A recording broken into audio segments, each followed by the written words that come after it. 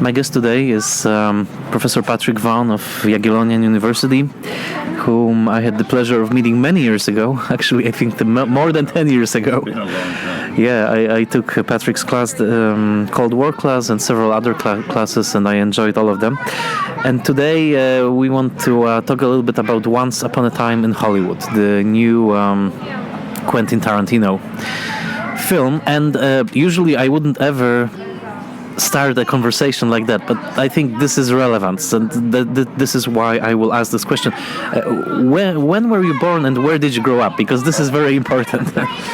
Oh, I don't mind. I was born in 1965 in Seattle, Washington, but I moved quickly in my youth to Bakersfield, California, which is about an hour and a half north of where this incident took place in 1969. So it was very much in the consciousness of where I grew up and amongst my friends and everything like this. It was not an ordinary sort of incident. It was like a modern horror show, and so everybody kind of remembers this.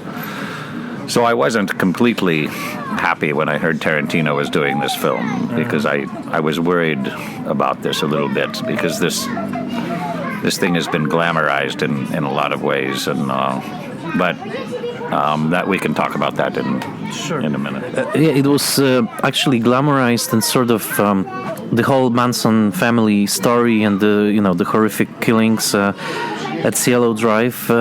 When I was researching it a little bit before Tarantino's film opened, I was surprised how quickly it sort of entered this bloodstream of mass culture. I mean, the TV movie with Steve Railsback, Helter Skelter, was made like 4 years basically after the event. So it was immediate that it became like this pop culture phenomenon. Yeah, this is kind of what I mean. I was probably 4 years old when the event actually happened, but within the next 5 years, there was the trial, there was the book, Helter Skelter, that came out. There were all of these sort of knockoff ideas. The death penalty was rescinded, so that brought it back in the news. So Manson was so much in the news that for me, it was disturbing. And I lived in a pretty conservative neighborhood. Most of my friends' fathers, a couple of them were in law enforcement. One was a CHP, California Highway Patrol, and they were talking about this when we were probably too young to understand. And but it was in the bloodstream, as you said. It was in the culture. And kids would talk about it at school. People were talking about Helter Skelter when we were 9 years old, and in the playground, you have to kind of pretend you know what they're talking about. Right, but we obviously didn't get everything, and it's a very complicated topic and a very disturbing topic, I think. Yeah, there's also this sort of morbid allure to it all. You know, this sort of occult, and it's a scary story that somehow everyone wanted to hear over and over again. I remember I was shocked, for example, when I discovered. Well, actually, these photos were heavily publicized, but that Polanski posed for some Live magazine photos in the house at Cielo Drive soon after all of those, all this horrific carnage happened, with all the evidence still there, with the, horrific blood stains on the walls. So it seems like it was that moment that everybody was even hungry to hear more, like to learn as much as possible about the crimes. And it makes you a little bit cautious. We've talked about this before, I think, you and I, about films, and I don't like. You obviously have to have a subject matter. Nobody wants to watch a boring film about an accountant going home at 5 o'clock and watching television. So there has to be some subject matter. But in America, there is this morbid curiosity. There was the Charlie Starkweather incident in the late 50s that was made into Badlands. Yep. And even when we talk about Tarantino, we can talk about this if you want later, but I was even bothered in the early 90s when Natural Born Killers and these sort of films came up, and there is this morbid curiosity with death or with killing sprees. And I think the Manson one had everything. It had stars. It had Hollywood royalty. If you dig beneath the surface, it's not only Sharon Tate, but it's Doris Day's son. There's Candice Bergen was in there. There's the Beach Boys. It was more than just a couple, really morbid nights in Los Angeles. There was something bigger about it that I think got into the culture, and you could really see. And it was such a strange summer because it happened only 2 weeks after the moon landing, and you could see the even in the headlines in the Los Angeles Times, if you look at it, it said this just terrible killing, and on the side column it said astronauts coming out of 2 weeks of quarantine. So the events were so packed that summer, and Woodstock was a couple weeks after that. And of course, I think the really end of the 60s was Altamont, this Rolling Stones concert. And if you really want to see, and I was watching the film, and I think it was realistic in a lot of ways. He got the cars right. He got the vibe right. I think the Brad Pitt character was especially good at this sort of late 60s guy who doesn't really care too much. But if you really want to see the vibe of that period, I think you should watch this documentary by the Rolling Stones, Gimme Shelter, which I think is on YouTube. And you can really see how scary it was when people that were on all sorts of pharmaceuticals that should not have been, right, at 9 o'clock in the morning. And you could really see what this does to the society. And it creates chaos. And I think that film, even better than this one, really gives that vibe of just a society being out of control with lots of speed as well. Not just, rainbow drugs where people feel like hugging each other. There's a lot of drugs there that make you sort of not a very pleasant person. Yeah, that absolutely. The Meisels brothers documentary that you mentioned, and which is horrific in another way because it's basically it features almost a video recording of an actual killing, because it's this concert, this notorious concert where there was a casualty, the whole Hells Angels episode, etc. But I think that also the whole moment, as you said, was extremely fraught. 1969 in many different ways. That was also the moment when the first X-rated film got an Oscar for the Best Picture, which was Midnight Cowboy.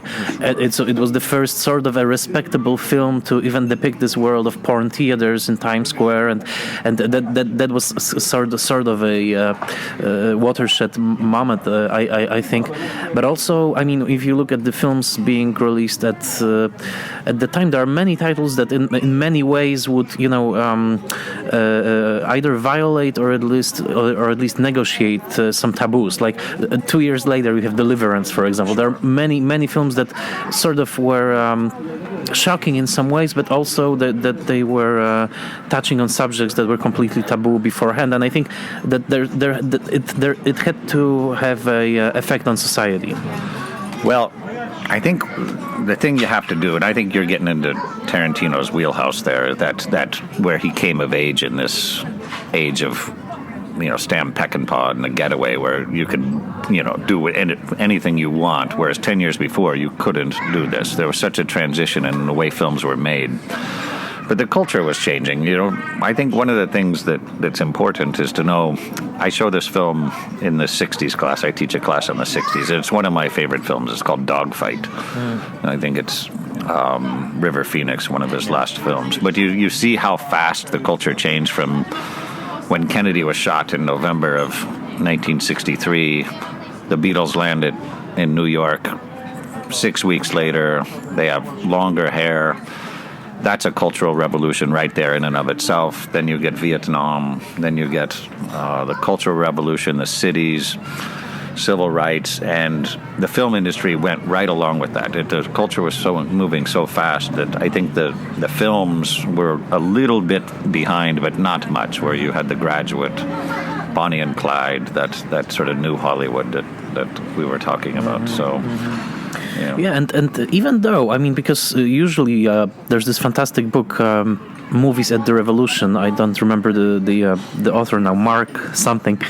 he focuses on 1967, and he said that this was the key year, as you said, Bonnie and Clyde, The Graduate, but also In the Heat of the Night, and several other titles that were touching upon those controversial issues. But the remarkable thing about the Tarantino film is, I think, and now we can start really discussing, because he basically there are barely any references to any of the movies that we just mentioned. He focuses on a different nook of Hollywood, I would say, mainly on those TV serials, the westerns. Do you have recollections of those shows like Wanted, Dead or Alive, or The Rifleman, and all the others? Like, what is your recollection of those? Of course, and you mentioned Midnight Cowboy, and I was too young for that, but I do remember the same year True Grit came out, and I kept thinking about this with the Brad Pitt character that Angelina Jolie's father was in Midnight Cowboy, so I was thinking about that, if this is the same year. But the westerns and TV were predominant in the 1960s, late 50s, early 60s, and they actually stand up pretty well. You know, I'm talking about Gunsmoke, which was Quentin Tarantino's, named after Burt Reynolds' character as a blacksmith. There was High Chaparral was a good one, Bonanza, of course, Big Valley, and you can see a lot of good writing in there. You can see Gene Roddenberry in there, Sam Peckinpah, of course. And I think that a story is a story, so even if it was a Western, I think by 1967 people were just tired of the westerns. You could even see that in the Tarantino film, where they're kind of Going through the motions. Yeah, let's not make him look like a cowboy. Let's make him look like a Hell's Angel. So, but they were good. I think those films stand up pretty well. They obviously were limited in their subject matter, but you could see a lot of it was in allegory, metaphor. And I would take issue with a lot of some of the cliches that says that those where the only good Indian is a dead Indian. You could see that in the Tarantino film, where I think that you could see in the 1960s there was a lot of metaphorical references to the civil rights movement using Indians or Chinese immigration into California, especially in The Rifleman, where Chuck Connors was always standing up for somebody who was being oppressed by a bully. These were the good guys in these shows were never bullies. Yeah, that's absolutely true, and many of the writers on those shows were actually, very conscientious, like liberal writers who wanted to put that more, let's say, enlightened agenda into the shows. Like Sterling Sullivan, for example, who wrote a number of shows, and also he then wrote the script for In the Heat of the Night. So there's this sort of the epitome of Kennedy era Western was, of course, Magnificent Seven, in which you have this group of guys who are actually standing up for the oppressed, for the minority, for the ethnic minority. I used to tell my friends the best show on television now is The Rifleman with Chuck Connors, and he's the best father on television even today. I count YouTube as television today, where he was always doing the right thing, and he was a single father. His wife died. They don't explain it very much. They don't go into the backstory, but he has a difficult role, but he's always standing up for what is right. So he's not really a bloodthirsty sort of cowboy killing Indians. He's actually doing just the opposite. He's and it's a very interesting transition where you can see this in the 60s. You can see a lot of writers trying to say these are modern Westerns. These are not the Westerns of the 1930s even, or the 40s, where we're trying to have a message where we're civilized conquerors, and you can see it in Bonanza and these, and episodes vary. I mean, I'm not going to say they were all clean like that, but in watching them, the Burt Reynolds character in Gunsmoke is a good example. He was a half-breed. That's what they called him. That he was half Cherokee, I think, and it was played by Burt Reynolds. And some of the episodes were.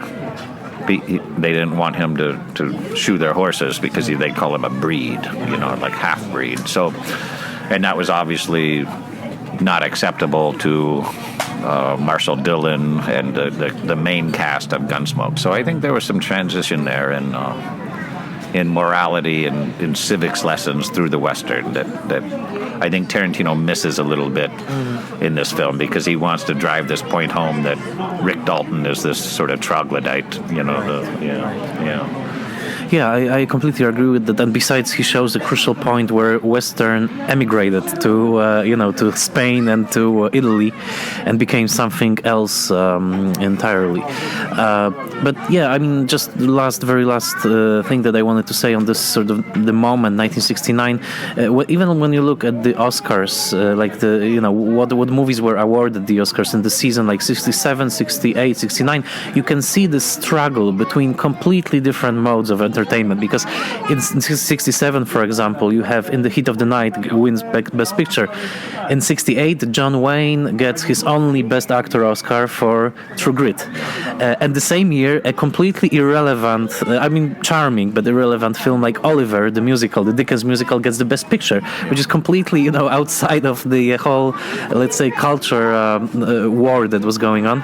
And then you have Midnight Cowboy 1 year later. So it's a complete hothouse sort of cultural change, I would say, that whole period. And I think that's what he's doing in this film, and it's unstated, but this whole old Hollywood of John Wayne, Gregory Peck, Gary Cooper, Jimmy Stewart is giving way very reluctantly to not only a new Hollywood of younger people, but also different views, and most of them quite liberal or progressive, whatever term you want to use. That was very evident. You could even see it sometimes at the Oscars when it was televised. They would be segregated, not by politics and by generations, and I think it got quite bitter. In terms of even all through the 70s, it was bitter. I still remember when Coming Home won something, and Apocalypse Now, and all of the Vietnam films in the late 70s, there was still a sensitive point for people. Well, it's only 2 years from Jane Fonda winning the Oscar for Clute for Best Performance, and all those politicized speeches that were given at the Oscars throughout the 70s, when Marlon Brando refused his Oscar for one reason, George C. refused his Oscar for another reason. Then you had all those people. Also, when Vanessa Redgrave got her Oscar, she said some things that criticized the politics of Israel at the time, which is again extremely controversial. But one thing I wanted to ask you about, and this has to draw on your memory, those shows, those Western shows, was there already like a generation gap in who would watch those shows? Like, would young people watch those, or would be your dad's generation that would be among the target audience for that? There's a great anecdote, and we're getting a little bit out of topic here, but Stan Lee talks about this when he was trying to transport Marvel. He says people only cared about Westerns, and I was trying to think of something different, right? So I thought about Spider-Man, and I think that was sort of the if you're making money as a studio on Westerns, you're going to keep making them until you're not making money. And I think that's what they did until the late 60s, when they kind of ran out of gas. I think most of those Westerns started to fall prey to shows like the Mod Squad, Adam 12, these kind of contemporary current event shows. Mod Squad was a diverse cast, Adam 12 dealt with drug issues, even Dragnet. They started going into the modern world, which was more interesting. I think people got tired of looking at the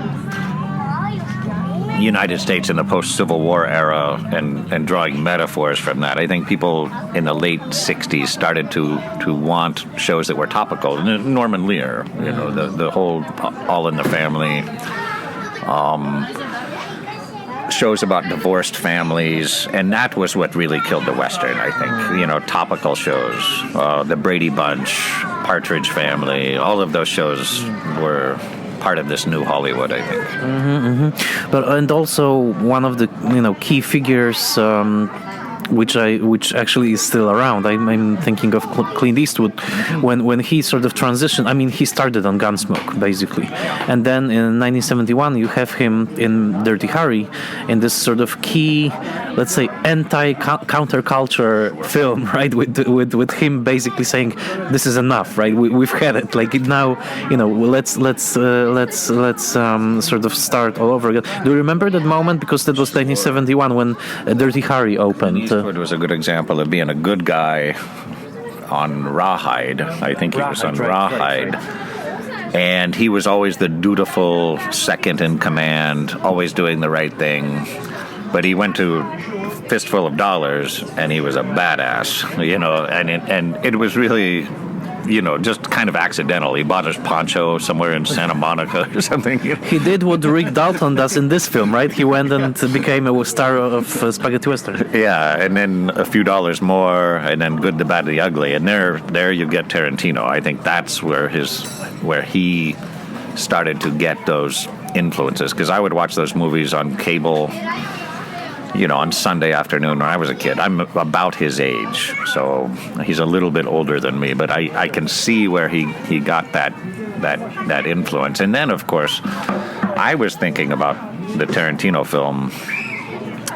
They barely show Charles Manson on there. The real heavy is Tex Watson. They make him sort of the guy, the actual guy that did the murders. But in Dirty Harry, where Harry Callahan plays a detective, an inspector who enforces things with a .44 Magnum, the bad guy in that looks a lot like Charles Manson in his mannerisms, and that was the same year the trial was going on. So I don't think that was an accident. I think his name was Chris Robinson, the actor.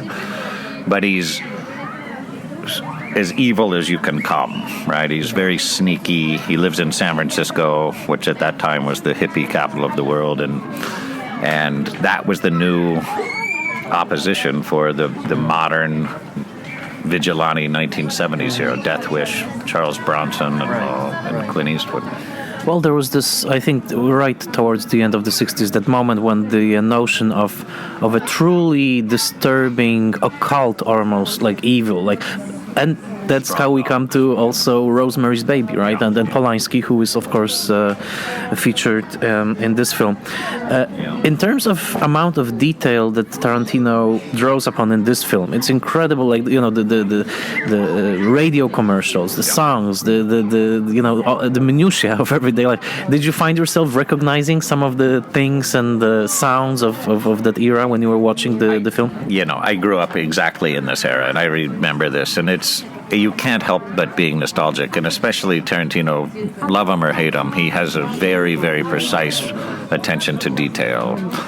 Whether it's when Brad Pitt opens his cupboard, you can see all the brands that you had when you were a child, and Tarantino pays attention to this, and he takes liberties with some things. He invents certain brands, but I think he got the vibe pretty well. I think one of the interesting things is that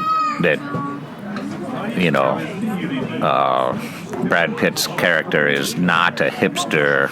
He's just a regular guy who listens to top 40 radio, driving in the car across town.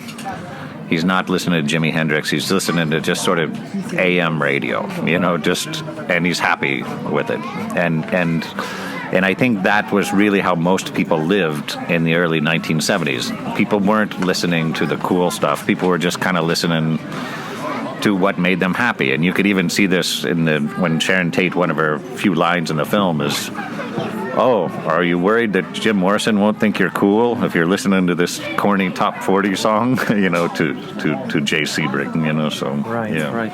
Yeah, that's. I think that's great. And also, what I loved, there's this fantastic shot in the film, and actually a whole sequence when we see Cliff going back to his trailer, and there's this, and he lives like in like very near to a drive-in theater. So he needs to drive by the drive-in theater. We see the movie being played, and there's the oil rigs in the background. It's like the essence of sort of a imaginary California, but maybe also of true California. I mean, you're here to say. I lived in a town called Oildale, and we had we had those oil derricks all throughout I'd have to walk to school by those, so those are real.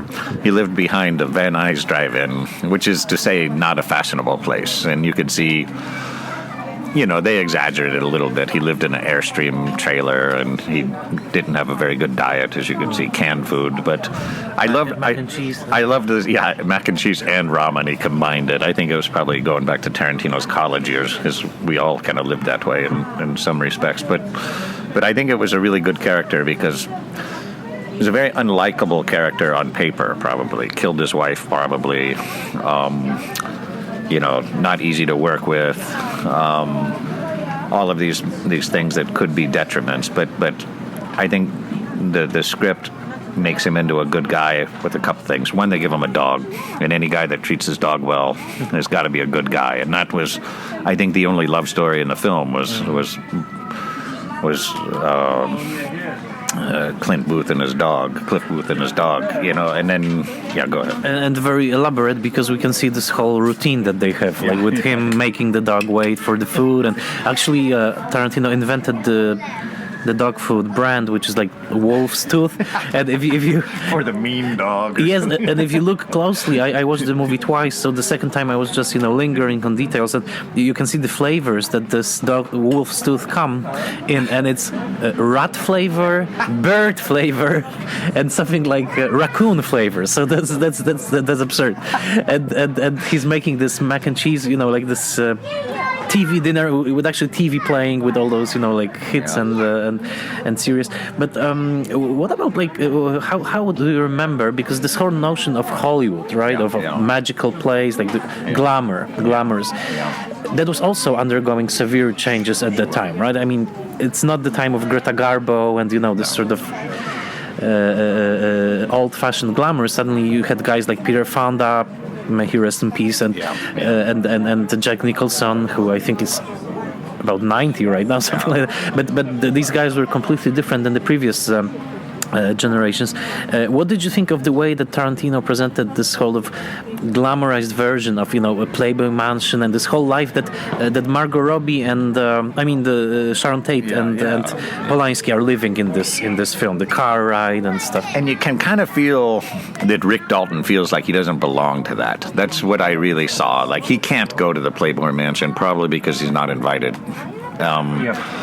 And because Polanski spins out of the driveway, and they're going somewhere where old cowboys probably don't feel welcome. There's Steve McQueen, there's Cass Elliot, there's Michelle Phillips, there's who else was there? I mean, it was the hip crowd of 1969 Hollywood, and they even had to have Steve McQueen's character kind of explain things, what's going on. He looks very much like Steve McQueen. He does look like Steve McQueen. He does. And Steve McQueen was very much a part of this whole nasty sort of summer, because he was close to all of those people. And I think they do a good job with that. I think they show a good job of Rick Dalton feeling that he doesn't have a future. I think probably they drive it home when he's reading the dime novel Easy Breezy, that people used to like a cowboy, but now they don't. And the little girl has to tell him, you still got it, and he starts to cry. Cowboys aren't supposed to cry. And but you could see, I think the Spawn Ranch is a metaphor for the decrepit Hollywood. I mean, it doesn't work anymore. Nobody cares about it anymore. Lena Dunham is one of the hippies, which I thought was the brilliant instance of just malicious casting. I mean, there's a lot of Hollywood nepotism in there with the Manson family, but all of the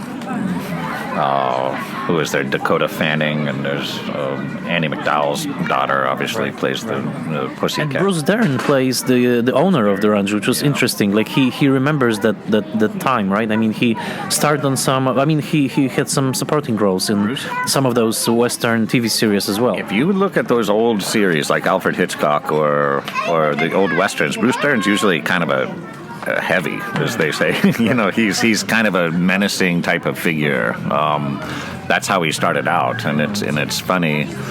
and that was a transition also in the early 60s, you know, this idea where you could have somebody like Robert Mitchum in Cape Fear, you know, this kind of menacing bad guy that's also kind of semi-attractive. And I think there we're getting into the 60s and probably scratching into the whole idea about why people are attracted to killers, whether they want to admit it or not. You know, one of the things I noticed about this film is Tex Watson went to life in prison. He was supposed to get the death penalty, but they rescinded it in the early 70s. But he's had 4 children while in prison. He's had a very good life in prison. He raised a whole family. He hasn't raised them. Obviously, he can't, you know, spend time with them. But it's an interesting idea about why people are attracted to this sort of sociopathic behavior, and whether it's Darwinistic or not. I'm sure Charles Manson had a lot of fans out there writing him letters, which is kind of sick in a way, but I think it is the reality. And I don't know, you could see women like outlaws. And Charles Manson, one of the things that I think is important, and I don't wish Tarantino would have done it, but he could have done this. Charles Manson was not just a sociopath. He was actually in the recording business. He was making records with the Beach Boys, and they're not terrible. If you listen to him, he sounds like Cat Stevens or Donovan or something like that. And I know this sounds crazy to people who have never listened to these, but his big deal was he wanted a record contract, and he thought he had one. And people thought, here's this guy that's been in jail half his life from Kentucky, but he had something that made people want to follow him, obviously, whether it was charisma or just this something. But he also was talented enough where he got Dennis Wilson from the Beach Boys. And the word I heard was that he had a contract to be, you know, the next big thing in the folk music, and he violated his parole, and then Terry Melcher just was Candice Bergen's boyfriend, and Doris Day's son, which gets weird. But he said, "I can't use you anymore," and that was what triggered this whole thing. And they show this in the film a little bit. But they don't explain it that well. But it wasn't just a crazy guy. There were some reasons why he was angry at this establishment. These guys in particular. I mean, this house. Do you recall when you know the murders happened? I recently read the Joanne Didion's essay, The White Album, and she very firmly locates this was the end of counterculture. Yeah. That this sort of killed the dream. She also says something very shocking in her piece, which is that the day after everything, the murders happened, that nobody was surprised. That everyone in this community sort of felt that, in a way, they were almost waiting for something as horrific to happen, and it did. So, do you remember this early 70s, this sort of the vibe that surrounded counterculture, and how this whole culture shifted into another direction, and how you witnessed it as a kid, basically? Sure. I was terrified of this in many ways, because I was born, as I said, in 1965, so that meant I was 5 years old and I would see this. My sisters were both of this age where they could have been in this. And my oldest sister, was 8 years older than me, and she had some parties that I shouldn't have seen, the things that I saw. Lots of speed, as I said, amphetamines. I think one of the things that was really dangerous about this period is people that shouldn't be taking these kind of drugs did as a habit, and you couldn't have a normal life living like this. And I've actually heard the rumor that was underneath all of the publicity about the Helter Skelter and the whole race war and all of that stuff that was in the public, was that really Manson and Melcher and Dennis Wilson and Tex Watson, they went to these parties all the time. They knew each other. Mm-hmm. And it was the theory that I heard, and I thought Tarantino might go after it, was this was really not really a weird sadistic kind of creepy killing. It was really just a drug deal gone bad, because these guys were all dealing in drugs. They're all in competition with each other, and they had bad drug deals, and this was a vengeance killing. They were going to rob this house. Now, all of that stuff is inside stories, but that was the stuff that was inside the gossip of Hollywood that I think people kind of knew, but they weren't talking about to the national reporters. Like guys like Steve McQueen knew what was going on, you know. Yeah, absolutely. I mean, this is of course, a subject of many books. Some of them were published quite recently. There was this recent book that was immediately translated into Polish as well. It's called Chaos: Charles Manson and the Secret History of 60s by Tom O'Neill, who spent 20 years researching the subject. And the book is fascinating. I'm reading it right now, and of course, we always have to take it with a grain of salt. But he's a respectable author. I mean, he was, interviewed by New York Times about this book and stuff, and he says that yes, I mean, Manson was part of that whole milieu, and he also suggests that CIA was actually closely watching what Manson was doing. It wasn't like suddenly out of the blue there was this completely, unexpected killing. They were actually watching him quite closely, and the book makes a number of interesting points like that, but it tells you that it's not necessarily the story that, for example, Helter Skelter said, that there was this, demonic possessed guy, and that's it, What I get out of this, and I did read, is this the guy that had a 6-week deadline and ended up taking 20 years to do it? Him, him. Okay, I read about this guy. I didn't read his book, but I read about him, and it was fascinating that the guy says, I just kept going down these rabbit holes and they really bothered me, and I didn't know how I was going to finish this. And for me, and listen, I don't want to, because Charles Manson gave me nightmares when I was a kid. I would read these things and kids would talk about him on the playground. He was the scariest guy ever. But once you start looking at this kind of stuff, that he was part of this culture. He wasn't a guy out in Spawn Ranch. He was actually going to these parties. He was actually hanging out with Dennis Wilson from the Beach Boys, the biggest band in the world, and Dennis Wilson was trying to get him a contract, and so was Terry Melcher. These are big stars. This wasn't a guy who was just on the fringe, and I think they kind of whitewashed that after the trial, because nobody wanted to say, I was the guy that said, Stein this guy, and I think in those days, in 1971, it was easier to just bury stuff. You could just say, hey, we didn't say that. You never read it here, and there's only there were no tweets to be saved, Absolutely. I mean, one of the things that O'Neill says in his book, and it's a very interesting book, and he doesn't make any wild claims. I mean, it's not like this crazy conspiracy book. It's just, he says very clearly that many people who were involved somehow refused to talk to him. Like Warren Beatty, for example, won't say a word about all this until today.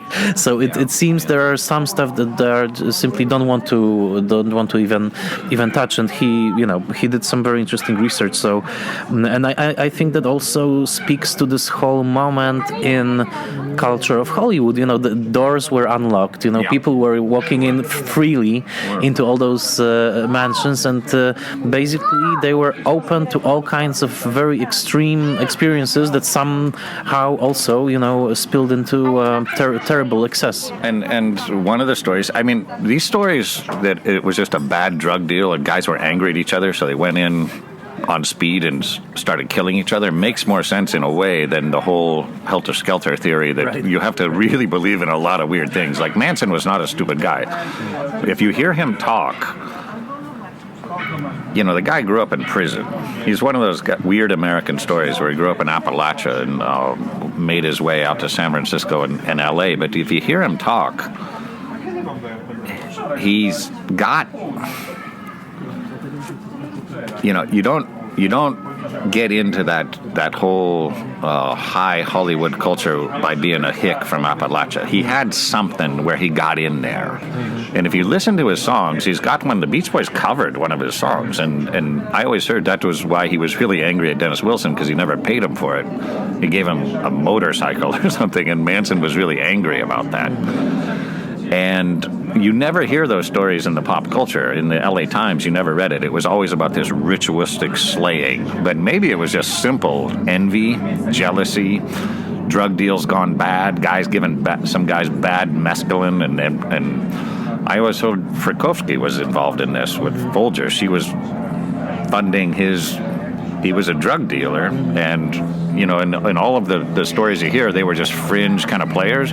But the story I heard is that Tex Watson was coming to get him because he sold him some bad merchandise. But you don't get that because it's not based on Sharon Tate. Sharon Tate was not supposed to be there. That's the story I always heard in the locker room, so to speak, Yeah, O'Neill also speaks about that, about Frykowski being a drug dealer, and there's a number of details that definitely, and this is something I think it's perfectly reasonable to say that, the whole Helter Skelter ideology and the fact that it was basically, the only possible way to speak of all those, occurrences, that it was, this crazy occult ideology. But it may be that it's much more mundane. I would say that it became an incredible fodder for mass imagination, popular imagination. Of course, the Helter Skelter, because it's almost like Rosemary's Baby. This occult paranoid narrative. But I mean, O'Neill's book certainly makes you think and makes you look for much more mundane and I would say human, not necessarily superhuman or otherworldly explanations. People were frightened, and I think if there was no politics in this film, one of the things that was interesting is that Ronald Reagan was the governor at the time. And he was very involved in this, very vocal, talking about, you can go on YouTube now and look at Ronald Reagan talking about LSD in the most technical terms, but he doesn't really know what it is because nobody knew what it was. It was very new. Richard Nixon is the president, and he actually comments directly on this, that the media is making Charles Manson into a hero, and that's bad, and they shouldn't do that. So this was a very political case, and Tarantino stayed away from that.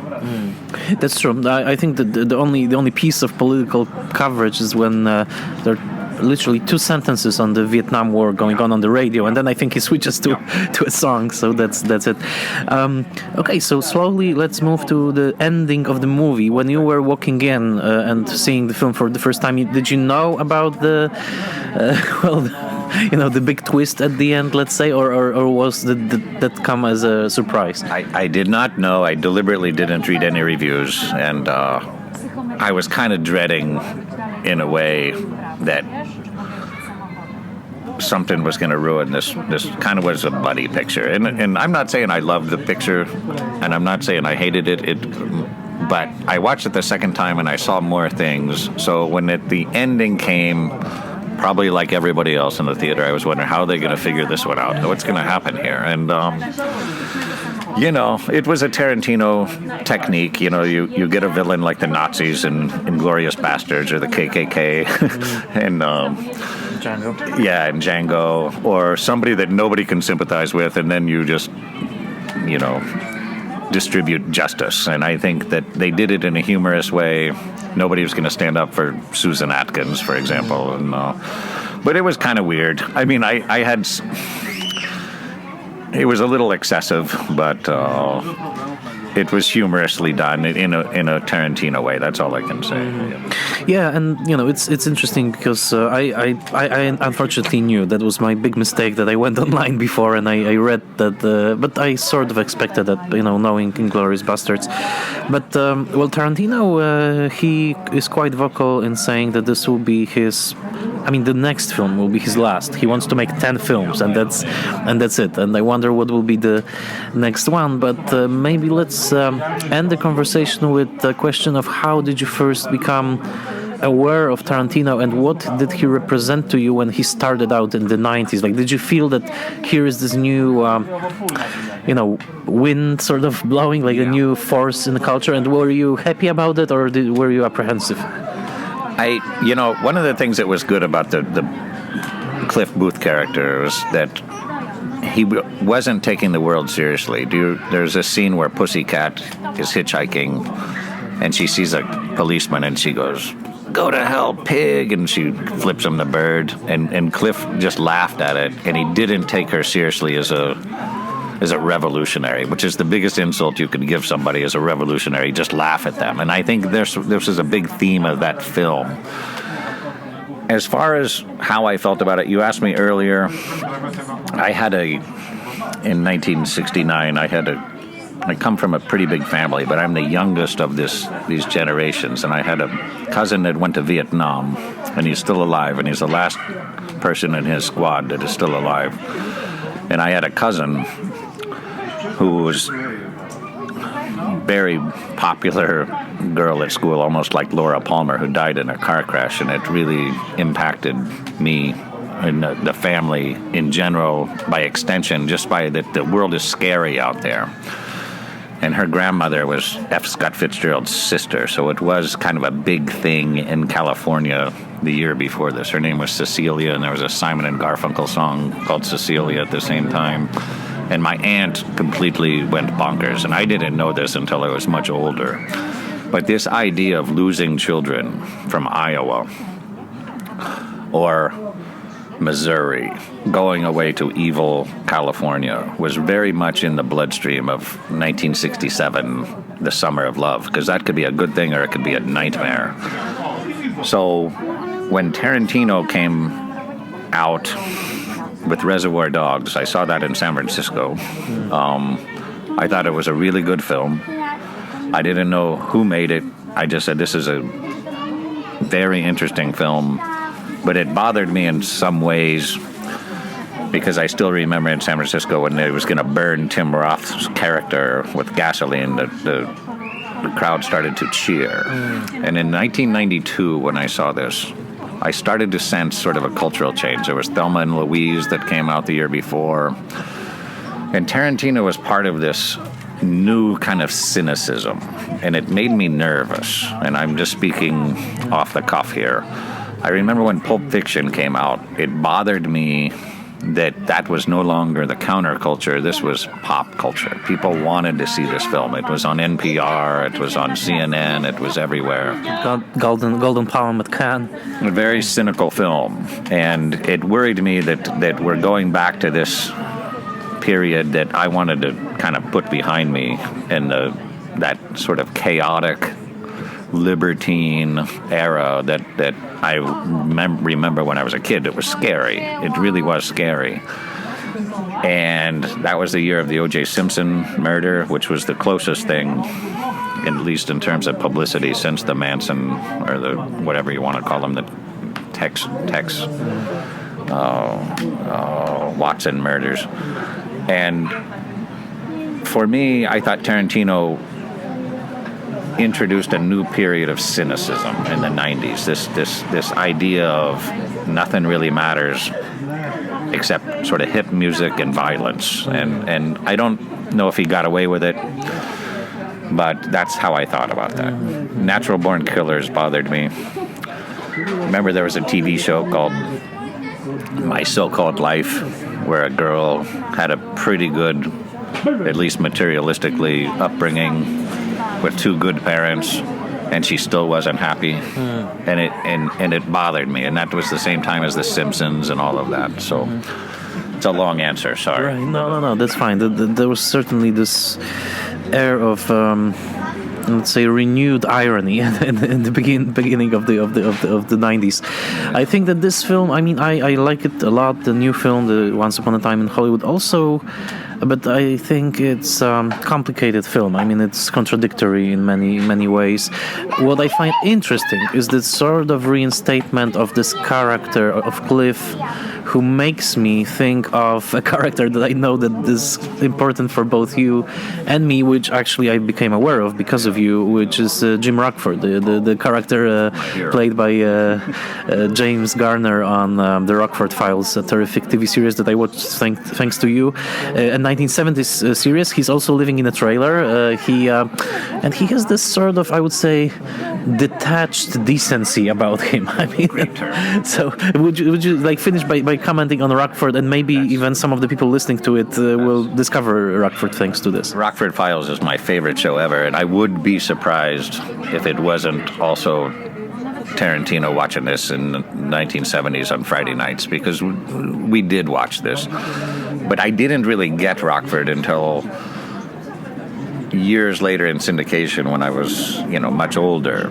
And Rockford is this sort of jaded guy who doesn't want to do the right thing, but at the end he always does the right thing, even if he doesn't really want to do the right thing. He's always got friends that get him into trouble. Angel. Stuart Margolin. Yeah. And I think the Brad Pitt character was kind of based on him. He lived in a trailer. He didn't really want to help, but he would help out kind of by accident. And I think it was a really interesting character. Probably the biggest thing that people are talking about is that he beat up Bruce Lee, or at least, there was an image in his head. I think he was one of a man that we don't see anymore in film, a man that gets things done. Rockford was always getting things done. Rockford could get things done. You got a problem, he'll fix it. I think now modern men, they don't put a value on this. They call somebody to fix their problems. And you can see Brad Pitt's character. There's no app to go fix, Rick Dalton's antenna. He's got to go do it with tools himself, and he knew how to do it. When I was a kid, going to grade school, I still have my report card somewhere. I had auto shop, metal shop, wood shop, mechanical drawing. We had all of those trades that you had to learn, and you had to learn how to do this stuff because that was the world at that time. They were afraid there weren't enough desk jobs for us. And I think Cliff Booth was that kind of guy. He was a war hero. They imply it by saying you're Audie Murphy, which is a cinematic reference, but he was also charismatic. He was just a guy who didn't think it was a big deal to go fix an antenna. He just did it. While drinking 10 Bloody Marys and, Right. And he was a man's man. I really liked this guy. And I don't think you're supposed to like him, and I could see Tarantino, the Bruce Lee, because people are going to ask that, but go ahead. Right. No, I'm just saying that there's also this dark secret that he has, or dark past, because we don't know if he killed his wife or not, which I think was completely unnecessary in the movie, because actually when I read the interview with Tarantino in the latest Sight and Sound, I know why that piece of a puzzle doesn't really fit into the movie, is because Tarantino based it on a short story that he wrote about Cliff years ago, and he wanted somehow to incorporate that into the film. I don't think it really works for the character. I don't know what's the point of putting it there. But what I love about Cliff as well is that he's a driver for Rick Dalton. Rick cannot drive after this drunken incident that he had, so now he has to drive him, and there's this sort of like dependency, which I liked a lot. And even in the commercials that Cliff is listening to on the radio, which was commonplace at the time, but I loved listening to those commercials because some of them were pretty crazy, like the Tanya sunning butter, and they would. But the funny thing is that they would tell the truth in the commercial. Like the guy on the radio says, "Oh, Tanya tanning butter is fantastic. Well, it may get you burned a little, but that doesn't matter." And nowadays you wouldn't hear something like that in the commercial. I mean, it's all just this facade of media lies. I think also getting back, and I guess before we depart, we should talk about, there's two big parts we didn't talk about with the Booth character, the Brad Pitt character. One is the Spawn Ranch, where he goes there, and he does some frontier justice on one of the Manson clan, this weird guy, Clem Grogan, who is involved in the Tate LaBianca, I think, murders. But he does something that reminded me of a famous picture. I had a friend who used to tell me that there's two kinds of men in American cinema, and you need both of them to have a society survive. One of them, and they're both in the man who shot Liberty Valance, And there's this great line where Liberty Valance knocks over Jimmy Stewart, and the steak falls on the ground, and John Wayne says, "Pick up that steak, Liberty." And Lee Marvin's character is the most vicious guy you could imagine as a character. He says, "I'm not going to pick up that steak," and he goes, "Pick up that steak." And he does. And it reminded me of when Cliff Booth says, fix that tire, and the guy says, I'm not going to fix it. And he says, you're going to fix it. And he does. And it's a little bit of a weird scene because people don't really know who this guy is, I think, unless you really know the Manson sort of family tree. But the fact that he took this guy and just crushed his face and he bloodied his face and he fixed his tire said something. Also beating up Bruce Lee. I could see Tarantino at a party saying, how do we make this guy the complete badass in 30 seconds? Hey, how about having him beat up Bruce Lee? Why not? Or at least a draw, So I thought it was a good character. It was a fun movie to watch. I think it's a weird movie to say that you enjoyed because it's such a serious subject. But, yeah. Well, the final thing I would say is that I was very apprehensive when I read that. Unfortunately, it leaked, so I read the big twist. But I was apprehensive. I thought it was extremely, distasteful to say the least. I'm probably wrong to do that. But then, when I watched the movie, I think that he actually, he pulled it off. And the fact that also Sharon Tate's sister, Deborah, sort of accepted this portrayal of her sister on the screen. She even lent Tarantino some of Sharon's actual jewelry, which Margot Robbie wears in the film, because she trusted Tarantino and she accepted the portrayal. Although it did become controversial, the portrayal of Margot Robbie. The portrayal of Sharon Tate and the way Margot Robbie plays her and the way Tarantino wrote her. Maybe some final thoughts on that, on Sharon in the film. I heard that, and that was one thing I read going in, because you remember that Tarantino got the question at a press conference. She doesn't have many lines. I thought she did a wonderful job of portraying somebody on the ascent of her career. She's a good person. She's doing the right thing. She's happy about her life, and she gives a positive image to what Dalton keeps saying, those hippies. She's kind of a hippie, but she's a happy hippie. She's reading, she's happy, she's nice to everybody, she's cheerful about life. You can see her eyes light up. She's happy to be alive. And I think she picks up a hitchhiker, and it's a good hitchhiker, and she says, good luck and big sir. I hope, you can see, and that was optimistic. It showed you, by absence of her getting killed, what we lost. And maybe, Rick Dalton's obviously on the other end of his career, but I love at the end, and I don't want to give it away, but she's just saying, hey, come on up and let's have a drink. You're my neighbor, and it's so nice, and it's so different than the menacing spirit of the previous 20 minutes. I completely agree, and I think that film has a very particularly good vibe at the end, and that vibe made me think of another film from the period, which we didn't mention, and I don't see Tarantino mentioning it a lot in the interviews, but I'm thinking of early 70s Robert Altman's McCabe and Mrs. Miller, The Long Goodbye, especially The Long Goodbye with all those shots of LA. There was this good vibe in those films, of people enjoying each other's company. MASH is a different example, but still, it was nice to see that humanity shine through, especially in her character. I love the scene with the hitchhiker because it showed her being generous to people. She was being nice, and she was reading, and she obviously loved Polanski. If you read about their real relationship, it's probably more complicated than they made it in the film. They didn't really dive into that. They didn't. But she's buying Tess, what she would make 10 years later, and say, and she's just happy to be doing what she's doing. And the film, the part of the film where she goes and watches herself play opposite Dean Martin, and she gets such a kick out of that people actually like her, and she looks like she's really nervous whether they will like her or not, and I love that character, and I didn't know if I would like it or not, and I thought it was just well played.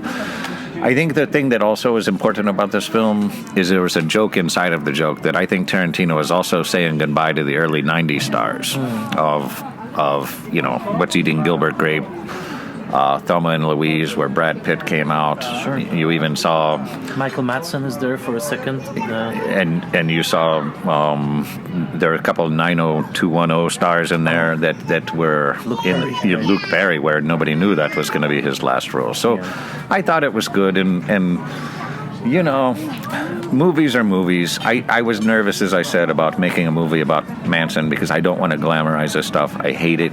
I hate when they glamorize. Even Scorsese, I didn't, you know, Henry Hill, if you know anything about this guy in real life, in Goodfellas, he was a terrible guy. He was a mean guy, vicious guy, and Ray Liotta shined him up to make it like he was this nice guy. And I think they had to do that in The Godfather as well. And I didn't want to see them do that to this family. And I don't think they did. I think they made kind of a regular guy the hero, just a regular stuntman who nobody really liked him except Rick. And I thought it was a good call, you know. Same here, and I think that even the choice of the profession for Cliff, which is the stuntman, that also bespeaks this nostalgia, because it is a profession that sort of is dying out because of CGI. You can have anyone do anything on the screen, and you don't even need those daring... I mean, of course, there are still stuntmen, but it's not the same thing, you know.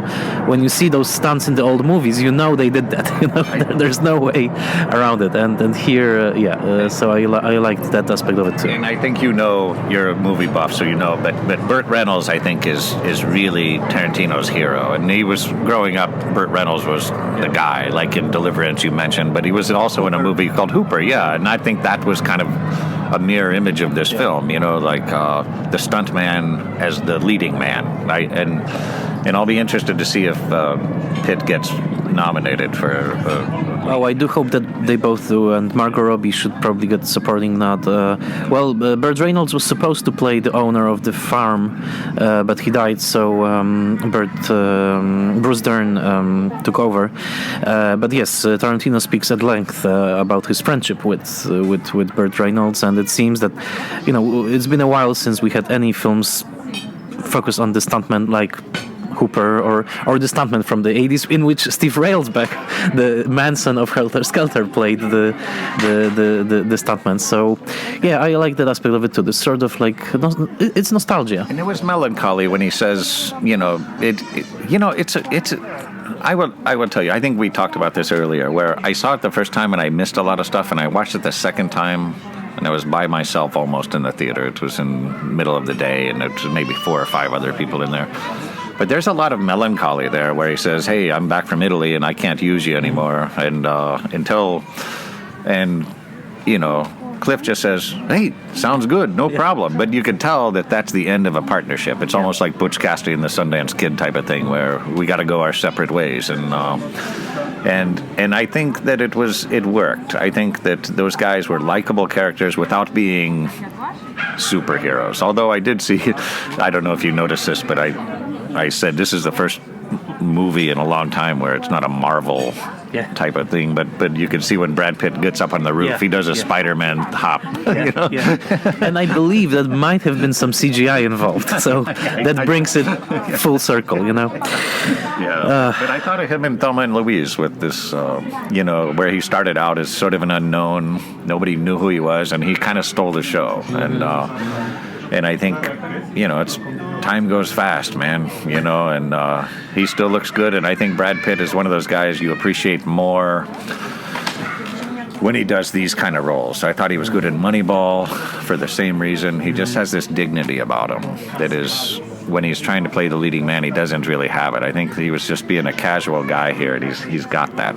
So, but and the film is eerily well timed, I would say, because the fact that this is the 50th anniversary exactly at the time of the release, and the weird timing of Peter Fonda's death, you know, the Easy Rider, who died like literally weeks after this film opened.